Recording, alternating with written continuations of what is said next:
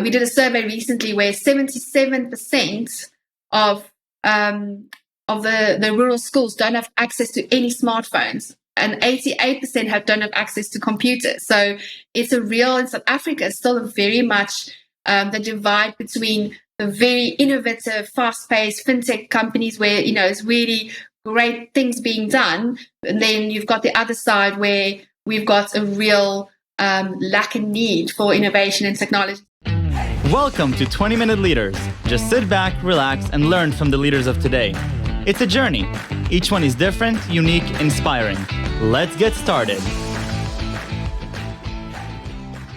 This episode is powered by J Ventures, a community-driven VC fund in Silicon Valley in partnership with Leumi Tech, sponsored by Hippo Insurance, Upwest Labs, Turing, Hillel at Stanford, Leap, and in media partnership with CTech. Welcome to 20-Minute Leaders. Today I am joined by Melissa Slaymaker, Country Director for South Africa Women in Tech.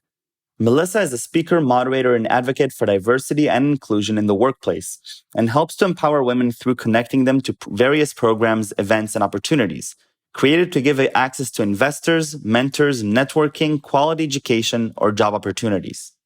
Melissa Slaymaker, welcome to 20-Minute Leaders. How are you? From South Africa. Hi, Michael. Yes, I'm very well. Thank you for inviting me to join your show today. I feel honored and humbled. I always don't look at myself as a leader because I work with so many phenomenal, inspirational leaders around the globe on a daily basis that if someone points me out as a leader, I'm like, oh, really? Okay. But thank you for having me. Thank you very, very much for taking time out of your busy schedule to be here. Today, we're going to talk about your work with women in tech. I also want to talk about your personal journey and a little bit going back how you got there. You're also an advisory board member of the Africa Chamber of Digital Commerce. I'm excited to hear what that's about. You've had a variety of roles across a variety of organizations, and today you're really concentrating your efforts. And I'm excited to start hearing about your journey and then talking a little bit more broadly about women in tech, but also the Africa tech ecosystem. Thank you, definitely. So a little bit about myself. I started, my journey working in the science space. I studied a science degree in South Africa, and I wanted to work in a laboratory, like I mentioned to you previously. Wanted to solve the world's problems by finding cures in the lab. And then when I actually graduated, started working in that laboratory space, I found that my passion was really for people. I wanted to talk to everyone, and I wanted to find out more. I was very interested in people. So I started venturing out into different career fields and happened to start working in recruitment in the UK, where I discovered my passion for technology and for really loving all the changes and the innovation and the fast-paced environments of recruitment within the technology space. And when companies approached us to help them find, diverse teams and help them find more women, because the tech teams were all men, which I think still today you find that a lot. I found this challenge to be something I almost took on personally, as there was not enough women in our fields coming into the STEM and IT fields. So it's been a passion of mine from about 15 years ago when I started sourcing for these IT leaders and things like that. So when I was in the UK, I had the opportunity to actually meet Sheryl Sandberg in London at one of her book tours, signing when she did the Plan B book. And, obviously she also is a CEO for the Lean In initiatives that, helps women to kind of support each other. And I thought that was great. So when I moved to South Africa, after about 14 years in the UK, when I moved back to South Africa, I started the Women in Tech chapter because it kind of really inspired me to bring all of my knowledge of the technology space, of wanting to help women, in empowering more women. And, it's come through a long journey of actually a lot of experiences along the way that kind of led to this path, which I now believe is my purpose. So is to help people connect. So Women in Tech, for people that might not know a lot about it, it's a registered non-for-profit business. It's a global organization. We've got over 60,000 members and growing internationally. Wow. We've got about 25 chapters currently. I'm the chapter or country director for Women in Tech for South Africa. And we've got our own platform which encourages women to connect, to find learnerships, mentorships, job opportunities, just networking with people that all want to, further themselves in their careers or find investments. So it's just a phenomenal group and sisterhood that I've kind of learned to know over the year and a half of being involved with it in locally. So, and I think more so what I've discovered is that there's still this need and this gap of gender diversity is growing actually. So there's still this need for people not just to talk about, the need for diversity in technology in STEM and in the future, but actually to take action and to have that impact. And that is what this organization has given me, is the opportunity to actually have that impact, to use my passion for people, to connect people, and to use my passion for technology to really find out where are the opportunities, can we share the opportunities, and so on. And some of the programs, just to give you an idea of what we do, is we donate devices to schools. We work with interns and graduates to give them confidence building through some of our This Is Me programs. We've got mentorship programs to teach people how to be a mentor. We're affiliated with partners like IBM, Cisco, Microsoft to give free education and technology access to people. And some of the schools in India we've helped to raise devices for. And recently in South Africa, we donated some devices to a rural school, all giving accessibility to where it's needed the most, really. So the future, we believe, is in technology. And if we can uplift more women through that, then we can uplift their families and the society around them as well. So that's the Women in Tech side. Now, give me a little bit of context as to being a country director and your experience within South Africa specifically. What is the tech ecosystem like from your perspective, and how does Women in Tech fit in to whatever's happening over there? So in South Africa, even though we're not a first world country, I think we've got a lot of potential. There's fantastic startups, especially in Cape Town, which is like our Silicon Valley. There's so many internationally, focused, or companies that are international standards that are in South Africa. And I think when I came to South Africa, I wanted to give those companies a platform to showcase their products and their talents, on an international scale. There is a huge divide still when it comes to, the poverty line. We've got a lot of work to do, especially in the rural areas, to give access to, to everyone, especially where COVID had such a dramatic effect on, schooling. So children were all sent home, schools were closed because of the COVID epidemic. And now they were expected to do homeschooling, but they had no access to technology to continue their homeschooling. So it was a real, dramatic, impact on especially on those society, the society where we did a survey recently where 77% of the rural schools don't have access to any smartphones, and 88% don't have access to computers. So it's a real, in South Africa, it's still very much the divide between the very innovative, fast-paced fintech companies where, it's really great things being done. And then you've got the other side where we've got a real lack and need for innovation and technology. So it's almost like a big divide. And it's trying, Women in Tech, through our programs and through our initiatives and partnerships, is trying to really upskill and empower those that need it most to get, and to also to showcase the fantastic products and things that are coming from our country on an international scale. So, yeah, I hope that answers your question. And so, where do you fit into this puzzle? If you look at this ecosystem from a bird's eye view, where does Melissa fit in? In this intersection between all these moving parts. So I am the country director. So I started the chapter. We registered the business as a non-for-profit, and we wanted South Africa chapter to be as all South Africans, are very competitive. We want to be the best and we want to do the most. So we've got a great team of support and partners and sponsors that we work with. So I'm not on my own. I'm the, I direct and I manage it from a South African point of view.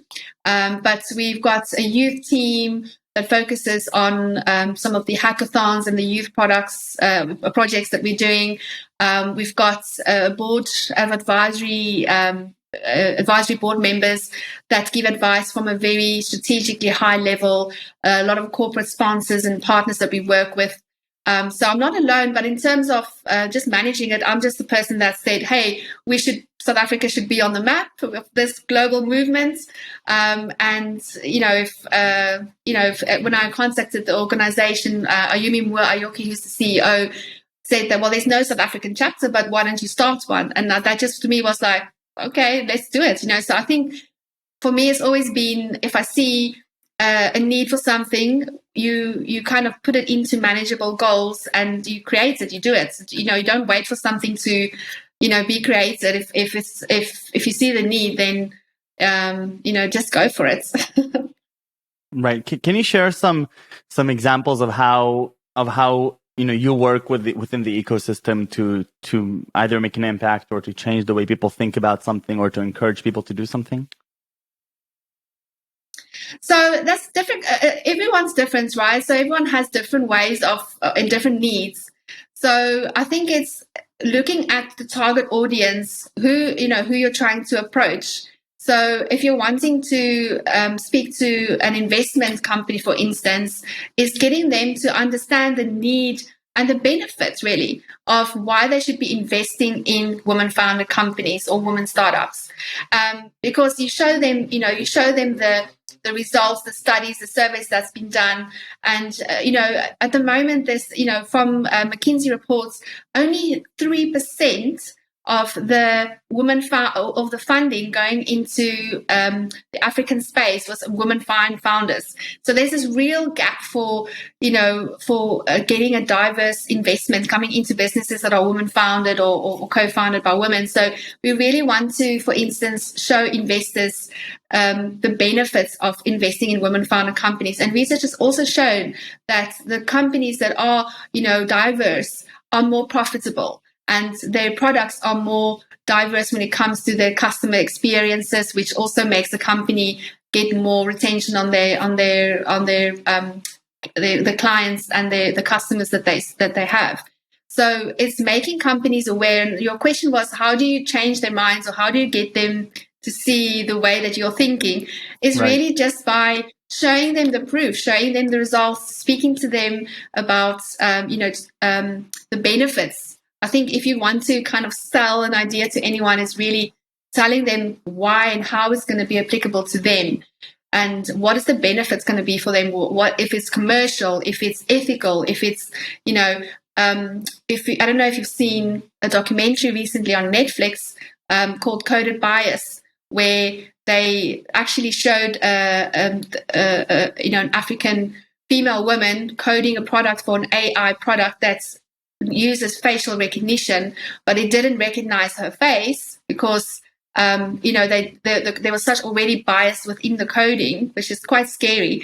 So it's kind of like those documentaries, making people aware of the dangers of not having a diverse society and future, and our future is being coded today. So we are busy with machine learning and putting in the AI and the tools necessary that's going to shape our future.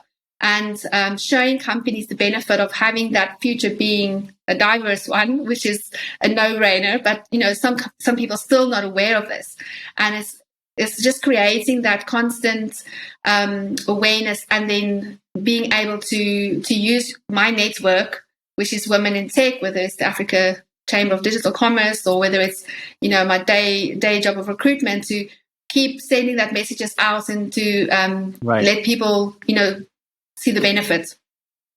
Tell me a little bit about the Africa Chamber of Digital Commerce. What is that nonprofit, and your role as an advisory board there? But what is this? What is the sort of the aim of this organization, and how does it actually go about achieving that? So the African Chamber of Digital Commerce is basically, like you mentioned, a non-for-profit. It's based in Minnesota in the US. And it was started by the CEO, Eric Kaigama, who basically wanted to use the African diaspora. So those are, people who are from an African descendants, who's maybe been abroad in the States or in the UK, wherever, in what we consider first world, and then returning back to Africa with their skills and with their knowledge that they've maybe have learned from overseas, and to bring it back. And so that's but looking at it from a kind of digital space, as to saying, how can we create more jobs in Africa? How can we, especially when you're looking at remote jobs? So, through the COVID pandemic, there's been this real acceleration towards digitization, and people being able to get remote jobs and working from anywhere. Especially if you're getting paid, living in Africa now, you can have the opportunity to get paid in USD or in pounds or in euro. It's obviously very attractive for them, but still we have a lack of this infrastructure problem. So how, again, similar to women in tech, how do we get the infrastructure there for them to have access to the internet, to have a safe environment where they can go and do their remote work? A lot of these countries are still struggling with the basic infrastructure. Some of them still struggling with the basic needs of water. So in Zambia, our Women in Tech chapter there, her first project was to get water to the village. Then it was, get the infrastructure, safe space for the children to go. Then it's, okay, let's get solar power to get some electricity. Then it's, okay, let's get devices. So the problems are much different on the African continent. So with the African Chamber of Digital Commerce is getting together special projects to help more rural areas to get access to the infrastructure, so that they can then get access to the digital world and get themselves out of poverty through technology. So it's, again, I'm an advisory board member there, because we wish to also get more women included in that digital transformation that's, going across the African continent, which is great. Sounds amazing. It sounds like a really, really impactful and dealing with some of the most important problems that are really impacting people's lives. And so I want to ask this question. I think I already understand the answer, but I would love to hear your real take on this. You're choosing to dedicate your time to these nonprofits and work there. Obviously, in the tech ecosystem, you could be doing a lot of other things that are for profit and that are very lucrative. Why dedicate pretty much all of your time to this right now? So what is it about the day to day that you do that really gets you going? So I obviously have a day job, should I say, and then I volunteer a lot of my time. So you're right, and I'm a mother of two. So it's just time management. It's really something sparked inside of me throughout my career that just said I wanted to give back. I wanted to. I guess one of the things I think if you speak to a lot of parents, once you have children, I guess you think you want to have a legacy, or you want to leave the world a better place for your children. And I wanted to do something and that was going to leave a legacy for my children, so they can go, oh, what did your mother do? Or, and then they hopefully one day will be proud of me. So in that sense, that's why I do it, is so that I can think of, well, I've got two children that will want to, hopefully leave the world in a better place, for their children one day. So it's just leading by example, and that's the reason why I'm doing this. But I do also obviously have a day job, so I do recruit still in the technology space. So I do, so I do love what I do, and I can use the profit and non-for-profit companies to work together very well. So some of our corporates that we recruit for, we get them involved in some of the projects, right, to do donations for some devices, or so there's a lot of networking opportunities that's that helps my day job as well. So I think it's really, I'm in a really great privileged place that I can do good through my work. That I can work, but also share, and give back. So yeah, that's why. Very, very cool. Melissa, thank you so much for joining me. I had a great time. I have 3 short and fun questions for you before we leave. And I want to take you back to your childhood. What really fascinated you as a kid? What was perhaps a subject in school or anything that really fascinated you? Oh, so for me, it's just always been people. So I've always been really, like one of those people at the airports that would just people watch, and I just find people so interesting, and just the difference in, all the differences, culture or race or religion or whatever. I just find people just are really interesting, and I think even as a kid, I used to always be the child that I never really belonged to any group in school. Like I was sporty but academic, and I was a nerd, but I also did, so I was always just friends with everybody, and I just never really wanted to be like just a specific group. So I was always just friendly to everyone and talking to everybody, and I think that's just because that's how I am. I'm very bubbly, energetic, and just kind of just love sort of sharing, stories and learning from other people. And a source of inspiration along your journey? Person, real, not real? Oh, it's a difficult one. There's so many. I also always like, if I can ask like who, inspires you, I can think of so many, but I did recently on one of the probably latecomers of people that read the Becoming book by Michelle Obama.